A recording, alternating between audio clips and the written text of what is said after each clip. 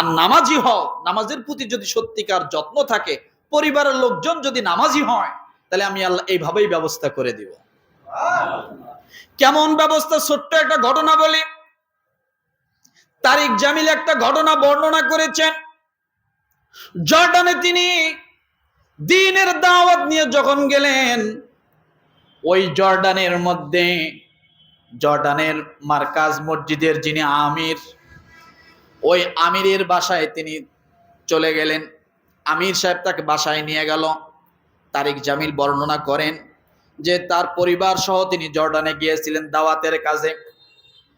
এই দাওয়াতের কাজে যখন গেলেন, পরিবারকে আমির সাহেবের বাসায় রাখলেন, নিজে আমির সাহেবের আর একটা রুমের মধ্যে থাকলেন। রুমের মধ্যে যখন গেলেন, যে দেখে খাট নাই, তোশক নাই, কাতা নাই, কম্বল নাই, কিছুই নাই। তারিক জামিল আশ্চর্য হয়ে গেল। একটা মাত্র রুম, মাঝখানে শুধু পর্দা, অপর দিকে ফ্যামিলি থাকে, আর এই দিকে উনি মেহমান নিয়ে থাকে। সালার চট দিয়া, ইট ভিতরে দিয়া ওইটাকে বালিশ বানাইছে, আর একটা সালার চট বিছানা হিসাবে বিছাইয়া দিয়েছে। কি আশ্চর্য কথা! কি পরিবার! ওই আমির সাহেবের 4টা সন্তান, সব ছোট ছোট, 2টা বড়। ছোট ছোট বাচ্চারা নামাজ পড়ে, কোরআন তেলাওয়াত করে, রসুলের সুন্নাহগুলা পালন করে। তারিক জামিল বর্ণনা করেন যে আমি যখন আমির সাহেবকে নিয়ে যখন দ্বীনের দাওয়াতে বাইরে হব, আমির সাহেব পিছনে, আমি যখন দরজা দিয়ে বাইর হচ্ছি, এমন সময় ভুলবশত আমার পাটা, ডাইন পাটা আমার সর্বপ্রথম জুতার ভিতরে গেল।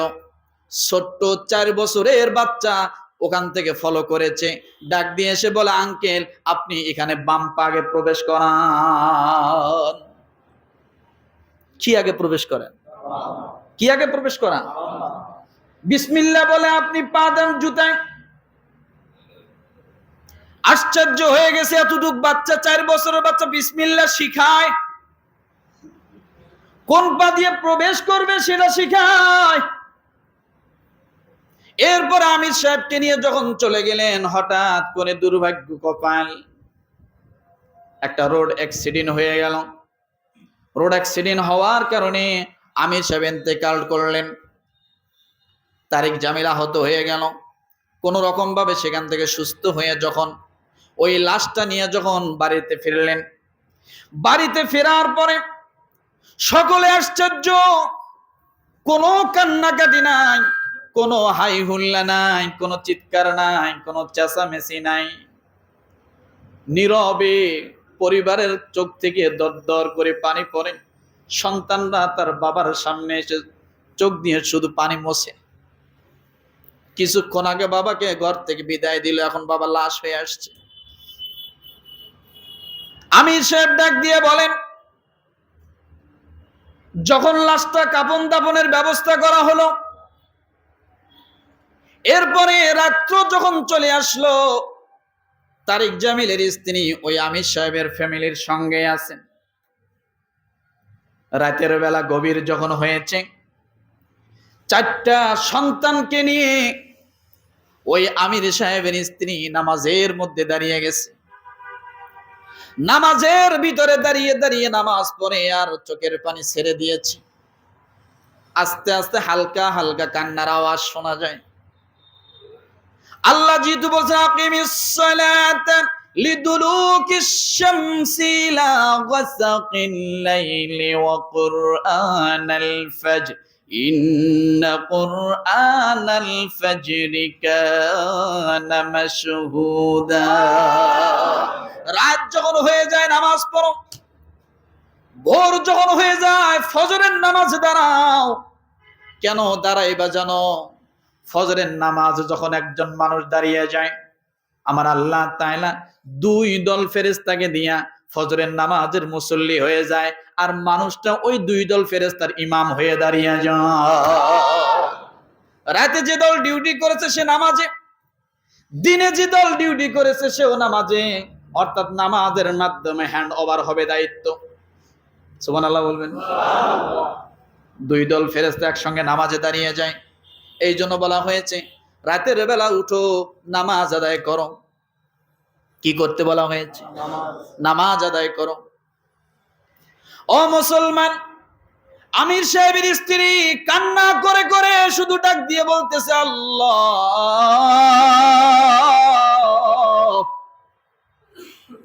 ঘরে মেহমান, আগামীকাল কি খাবো, খাবারের কোনো ব্যবস্থা নাই। রব্বুল আলামিন ঘরে চারটা সন্তান, 2টা মেয়ে উপযুক্ত গো আল্লাহ।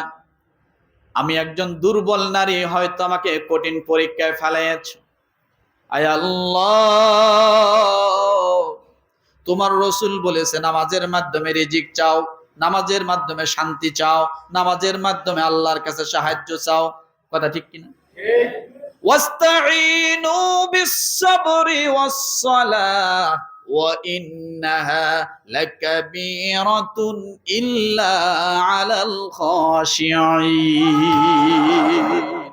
ওয়াস্তাঈনু বিস-সাবরি ওয়াস-সালাহ, সাহায্য এবং সবর নামাজের মাধ্যমে আল্লাহর কাছে চাও। কিসের মাধ্যমে? কিসের মাধ্যমে? আমরা নামাজ পড়ি না, নামাজ নাই, নামাজের কথা শুনতেও পারি না। হুজুর খালি নামাজের কথাই কয়।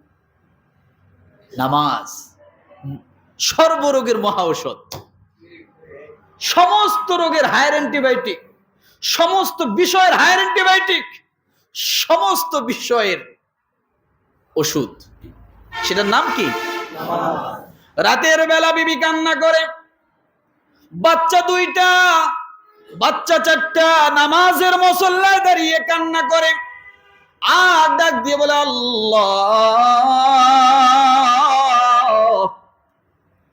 তুমি ছাড়া আমাদের আর কোনো অভিভাবক নাই। কি নাই? তুমি ছাড়া আমাদের আর কোনো গার্ডিয়ান নাই। ইন্নামা ওয়ালিয়ুকুমুল্লাহু ওয়া রাসূলুহু ওয়াল্লাযীনা আমানুল্লাযীনা ইউকিমুনাস সালাতা ওয়া ইউতুনাজ যাকাতা ওয়া হুম রাকিউন।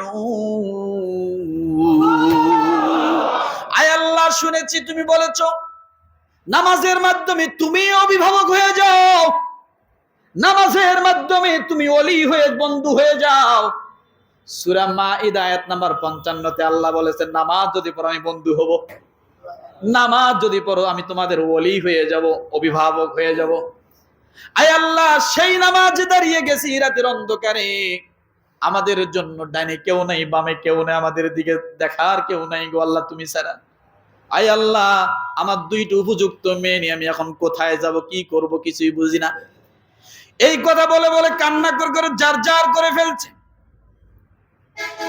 তারিক জামিল বলেন, ফজরের নামাজ যখন আমি মসজিদে পড়তে গিয়েছি, আর ফজরের নামাজ যখন পড়া শেষ আমি আবার ওই বাসার দিকে ফিরেছি। ওই বাসার দিকে যখন ফিরলাম, বাসায় আমি ঢোকা মাত্রই আমার পিছন দিক থেকে দেখি ছোট্ট একটা পিকআপ দিয়া, পিকআপ ভরে চাউলের বস্তা এবং বাজার নিয়ে 2জন যুবক ওই 2টা নারীকে বিবাহের জন্য প্রস্তুত হয়ে গেছে। ব্যবস্থা কার? কার ব্যবস্থা? কার ব্যবস্থা? আপনি একনিষ্ঠভাবে আল্লাহর কাছে চান। আল্লাহ বলেন, যদি কেউ চায় আমি তাকে দিব, কিন্তু চাইতে হবে তো।